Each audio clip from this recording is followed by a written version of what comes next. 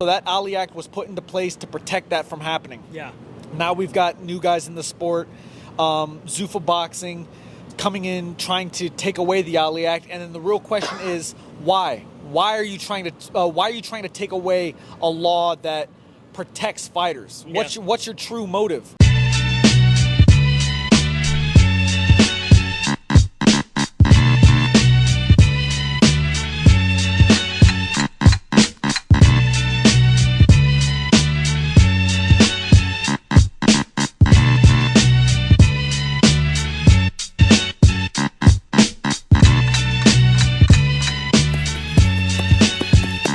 Soul Free with Harlan Friedman, your home for sneakers and culture.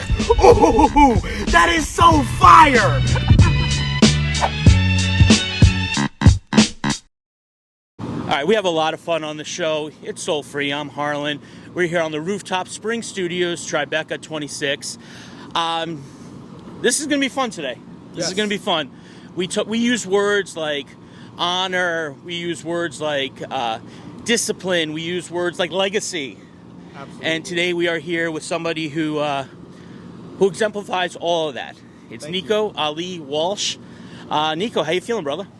I'm feeling amazing. We're having fun here in the New York heat, Yeah. but I'm happy to be here, and this is a fun platform to be on. Yeah.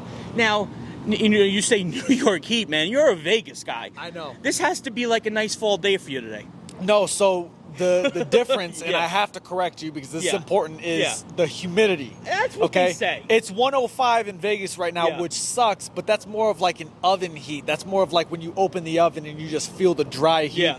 This is more intense. Yeah. So I commend you for being able to deal with this, because I would pick Vegas heat over this. All right. One thing Vegas does have that we don't have. I mean, there's many things, but I hear you could walk into your Chrome Heart store in Vegas and actually get like a hat or a hoodie, where here it's like, 8 weeks later they might have one. No. New York, when it comes down to fashion, Yeah. there is absolutely no comparison. New York has the prettier people, the prettier clothing, the prettier brands. New York is the fashion capital. So Vegas is the gambling capital. Vegas Okay. is Sin City. Okay. So that if you want to go to Vegas, Yeah. that's what you're going for. Okay. And when you come to New York, is there like a sneaker shop, or is there something that like you're like, oh, I'm in New York, I have to get a pair of these? I wish I was more of a sneakerhead. Yeah. I went to Supreme, and shout out the guys at Supreme. I went to the Supreme shop in Soho a couple of years ago, and they were boxing fans, and they knew me, and they gave me some really cool stuff. So that's about it. I'm not huge on fashion. I need to get better. When I think of New York, I think of MSG, which I've fought in 3 times now. I'm blessed to have been able to say that. But now I'm thinking, when I think of MSG, I think about last night, the Knicks game. Yeah. A little patch. Yeah. No. Yeah, Crazy. no. Crazy. No. You know what? I hate to even admit this, but when I don't watch any sports outside of boxing. Okay. But obviously, because I'm in New York and everyone I know is from New York, I had to watch the Knicks this year. And when they were down 20 something, I did stop watching. I did. It wasn't until I heard that they could possibly come back where I sat up in my seat and I was like, okay, let's tune back in. Amazing story. It's never over. Ever. Ever. And I should know that from boxing. Yeah. I should know that. You from go boxing. till the bell rings. So that's why I gotta. Yeah. That's why I gotta tell you, I'm not proud to say Okay. that. I'm not proud to say that. A real fan wouldn't have tuned out. Yeah. But I mean, I'm a Knicks fan for life now, for sure. I love it. We got another one, and there's plenty of room. Anybody out there, come on board. Yes. We're accepting applications. We are wide open right now. Yes. No, I'm proud to be a Knicks fan. All the people I love are from New York, and all the people I love are Knicks fans. So Yeah. I'm happy to say that. I love it. And I got to congratulate you. I know the WBC just named you the Ambassador of Justice. Yeah. That's got to be such an honor, not only for yourself, but, keeping your grandfather's legacy. And, of course, you are the grandson of the greatest fighter of all time, Muhammad Ali. Yes. Does that ever get old hearing that, by the way? I've I've heard that long before I was even a boxer. Yeah. I've heard that since I was a little kid. Yeah. So everyone's always constantly talking about him. I got used to it. Yeah. It's all my other grandfathers Yeah. had passed away before I was born. Yeah. So when I think grandfather, I think him. It was the only grandfather I knew and spent so much time with. So I got used to the fact that a lot of people kind of like him. Yeah. And I'm used to it now. Yeah, and I mean, you're the greatest traditions. And I always say to any athlete we have on the show, you know, you're going to break records, you're going to win chips, you're going to do this and that. But the greatest traditions you have, the greatest legacies you create, are outside of course. the ring, outside the field. And your family have done so much. Thank you. You know, for human rights, for people's rights, and you continue. And I'm sure in your role now with the WBC, you must be touching this every day. No, it's huge for me personally. The WBC. I don't know if you're like a huge into boxing, but the WBC is the green belt. That's the belt that I've always wanted. That's the belt that has my grandfather's face on it. Yeah. That's the belt that has so many other like monumental champions on it. So I see myself holding the WBC belt one day. That's where I will be in boxing. So to be named Ambassador of Peace with WBC Cares, it's such an honor. I can't even describe. Boxing accolades is one thing. Yeah. That's amazing, but accolades and doing something important outside of the ring, outside of the sport, that is what I want to be remembered for. Yeah, and you know, we're gonna have a lot of fun here, obviously, today. But there are some very important things we need to talk about, and some things that really deserve to have a light shed on them. Yes. There's a lot of things going on in, I guess, the overall bucket we would say is combat sports. Yes. You know, where, man, you're in there. It's you versus an opponent. There's nobody blocking for you. There's nobody helping you. It's you. And what you build in that ring, look, it could be one fight. It could be 60 fights. Yeah. You never know where that future goes. And I know how important the money and the protection is for each and every person who ever puts their life on the line going into a combat sport, whether it's boxing, whether it's MMA, whatever it might be. There's the Muhammad Ali Act, which was passed to help protect boxers. We've seen travesties in the sport. We've seen what men, you know, without naming names, but men have done to people like Mike Tyson. Exactly. You know? Exactly, yes. We've seen boxers who have won world championships who are scrapping for meals at this point. Yes. Forget about the health part, it's just the financial part. I know. And there's other men out there right now. There's other men, and I don't mind saying this one. There's other men like Dana White who feel like they're in the ring and they deserve the lion's share, and they're going to put together something where guys can work. There's a little bit of health care, but you're not making any money. Yeah. You're not setting up your family at all. Talk to me how. Well, first of all, talk to me about your views on this. I mean, this is your grandfather's legacy. This is the act named after him, and there's people who are trying to like mess with that right now, and I don't think it's right. No, it's not right. And you know, when you think of my grandfather, you think of the people. Yeah. He used to call himself the people's champ. That's kind of what people have been calling me now. So I've kind of embraced that name, because that's what I want to be. I want to be the people's champ. I want to stand up for the rights of fighters, for the rights of people. I want to be bigger than boxing, because that's what this legacy is. So I would be doing my grandfather an injustice if I didn't speak out against what they're trying to do with the Ali Act. So, and for those who don't know, I put it simply. The Ali Act was created when my grandfather was here, of course. It passed into law in the early 2000s. And the whole point of the Ali Act is to protect fighters. My grandfather was exploited for millions. Mm-hmm. Mike Tyson was exploited for maybe even more. Yeah. So many fighters, those are just like the biggest names. So many fighters are taken advantage of because they don't have the knowledge to know any better. Yeah. So that Ali Act was put into place to protect that from happening. Yeah. Now we've got new guys in the sport, Zuffa Boxing, coming in trying to take away the Ali Act, and then the real question is why? Why are you trying to take away a law that protects fighters? Yeah. What's your true motive? Do we need to say it? No, do we need to say it? We know the true motive. Yeah. So Zuffa Boxing is coming into boxing now with the UFC model. When you think of the UFC, of course, is in the sport of MMA. The UFC is the monopoly inside of MMA. Yep. It's become such a monopoly that a lot of people don't even see MMA as a sport. They think UFC is the sport. So I go up to a random person on the street who's just an average fight fan. Yep. And I talk about MMA. You know that sport where you're kicking and punching and elbowing? Yeah. And they say, "Oh yeah, you're talking about you do UFC, right?" Yep. And I say no. UFC is an organization, but it's monopolized the sport of MMA so much where it's become the sport.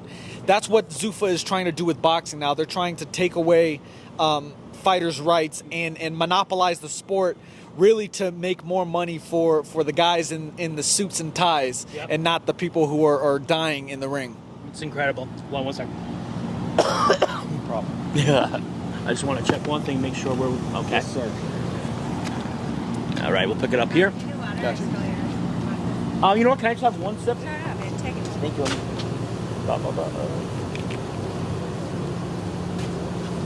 Amir, are you cooking over there? So, Nico, have you had the opportunity to sit down with the leaders of that organization, or to, face to face with a Dana White or whoever it is, and have these discussions? Have they offered you that opportunity? The only opportunity, the only occasion that I was in front of anyone from that side was when I was in Washington, D.C., and I testified before the Senate. And that was a real big deal. That just someone like myself who's a fighter, I never saw myself in a suit and tie in Washington, D.C., testifying before the Senate, just in front of everyone. I just never saw that happening. So that was the only time I testified against Nick Khan, was one of the people on the Zuffa side of things. That was the only time I was there in person. But a sit down, a one-on-one would absolutely put this to bed, because this back and forth can go on forever. Yeah, and this is how bad things jump off. Yeah. Because you know what?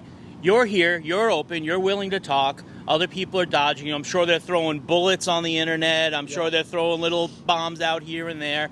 But it's funny. Going down to Congress, testifying in front of a government for the rights of others. That reminds me of somebody. I know. That reminds me of somebody. History repeats itself. It's so weird, because over 50 years ago, my grandfather said no to going to the Vietnam War, and he was in he was before the same government, speaking about the same sort of problem, which is just injustice as a whole. And here I am, his grandson, speaking before that same government, sticking up for the same problem, which is rights, human rights, fighters' rights. And it's just like everything comes full circle. But you know what? They got it right back then, and I believe they'll get it right now. I believe so. Do you think if Grandpa was around today, do you think his proudest moments of you are in the ring or fighting this good fight? No, it would not be in the ring. Anybody can have amazing moments in the ring. Yeah. I've had amazing knockouts. I've had amazing victories where people didn't think I would win. I've had just amazing moments in the ring, but at the end of the day, those mean nothing compared to stuff outside of the ring, and that's what's most important. I think that's what he would be proudest of. Yeah, and I just met you. Obviously, I know who you are. I know the legacy. I followed you. Coming up. Thank you. Man, it gets me almost a little choked up to see that this is how history is repeating itself. It would have been easy for you to say, you know what, I'm going to do a licensing deal with Supreme. I'm going to do a licensing deal here. I'm going to use the old man's name for this, that, and that. Man, you could live in a castle in Vegas and you'd be all right. Yeah. You'd be all right. But you're walking in the footsteps, and that's much different. No, and they are gigantic footsteps at that. Huge. But I can't mess up if I'm tracing the steps of a giant. I can't miss him. And what he stood for is not hard to follow. He stood for basic human rights. He stood for basic human decency, giving a voice to the voiceless. That's not hard to stand for. It becomes difficult in today's day and age where money is a priority and where fame is a priority, but I could care less about that stuff. That's just not in my character, and I find it most important where I need to be sticking up for things that are larger than life, larger than boxing. I love that. Now, I'm sure a lot of people ask you, the greatest lessons you learned from him, this and that. Obviously, we don't need to ask you that because we're watching it.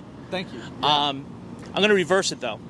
If Grandpa came back today into this world, and it's crazy. It was crazy then. It's even crazier now. Of course. What piece of advice would you hand off to your grandfather on how to move around in the world today? Just stay off the internet, or no? Man, no, it's tough. A lot of the stuff that he said back in those days, he'd be canceled today for even thinking. So, but you know what? If I could give him any advice, it would be under today's current administration in the government, he would absolutely have gone to prison if he stuck up for what he stuck up for back then. %. So, I would just say if he came back and was young again and trying to stick up for, his rights again, I'd say be careful, because it's, we're living through a different period where our country is just in a strange spot.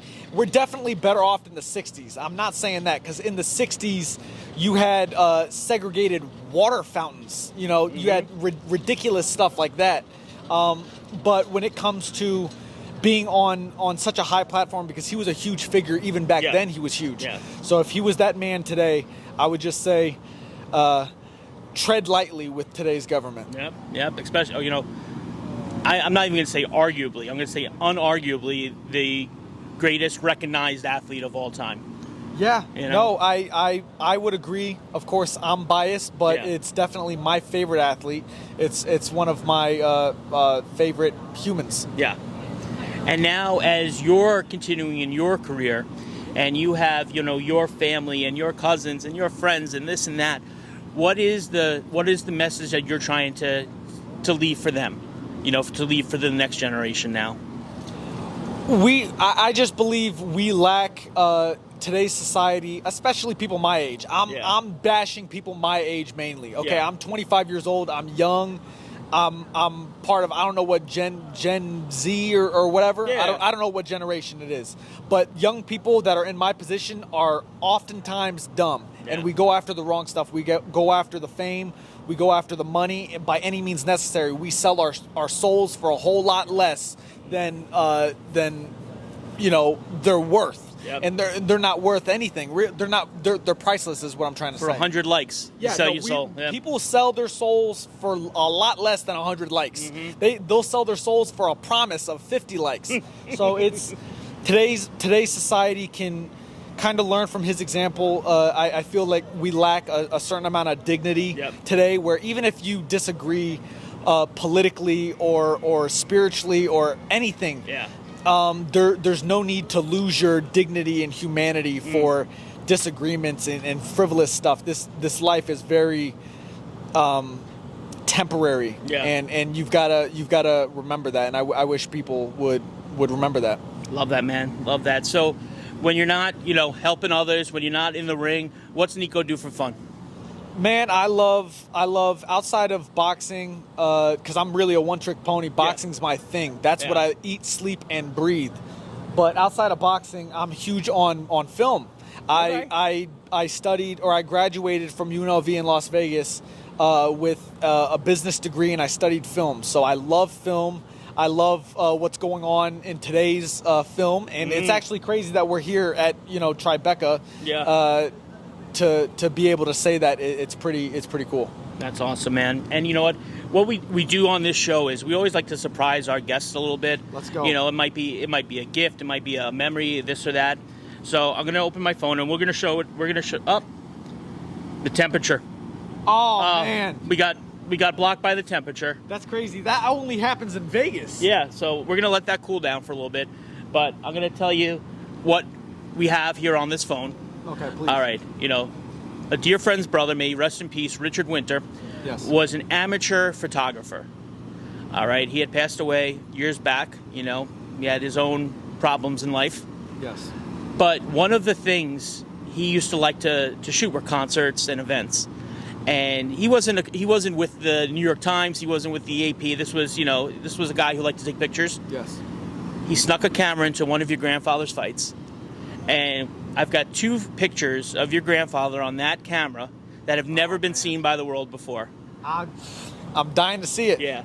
So I'm dying to see it. Once the temperature gets down underneath 110, we're going to open that, we're going to crack that up, and we're going to give you those shots so you have something nobody's ever seen before. Awesome. I want to see it. All right. So Nico, give us our goodbye. What can we do? What can we do to help you and to keep the Muhammad Ali Act alive and strong for everybody who ever, is part of that square circle?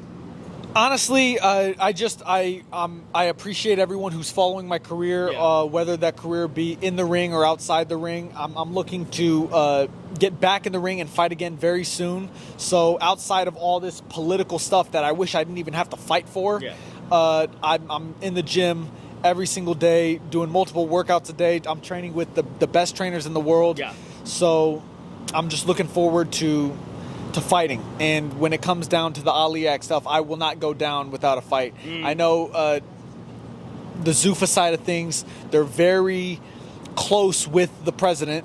Dana White has his UFC fight coming up on the White House lawn, so a lot of people think that we're fighting an unwinnable battle, but I beg to differ. I believe that our justice will prevail, and I do believe that changes will be made regardless of the political relationships that are here. It's funny, and we're as independent as it gets when it comes to politics and this and that, and everybody's got their opinion. I respect that, yada yada yada. That being said, when I saw the president was putting up a UFC fight on the back lawn of the White House, I don't know if I was more appalled that how is he doing this with business, or was I more angry that nobody else ever thought to do something interesting? I know. Which way? Is he that brazen that he's just doing it? No, it's very interesting. If not anything, it's never been done before, obviously. So I always support pushing the envelope and making extreme events. In my case, I'd love to see fights. So even Riyadh season, I don't know if you follow boxing, but they just had a fight in front of the pyramids of Giza. I've never seen anything like that in my life. So they had a fight here in Times Square. They had a fight in the pyramids of Giza. Now there's a UFC fight that's on the White House lawn. It's commendable because it's never been done before, but it makes apparent the kind of relationships that are at play here, because it's not always what you know, it's who you know. And for my case, with what I'm fighting against this monopoly coming into boxing, it's making it even more of an uphill battle, knowing that the president would do such an extreme event on a whim because of the relationship he has with Dana White. Well, one good thing going for you and all the people, putting up the good fight for all this, we now know, and it's proven, so you can't argue it, that even if you're down by 29 points, you can still win the fight. That's right. It's not, and like you said, it's not over till it's over. Yeah. That's a fact. And then even once the bell rings, you got another second or two. You still follow through. It's a little illegal, but you do have a second. You do have a second or two, for sure. Nico, my brother, it's been a pleasure. Thank you.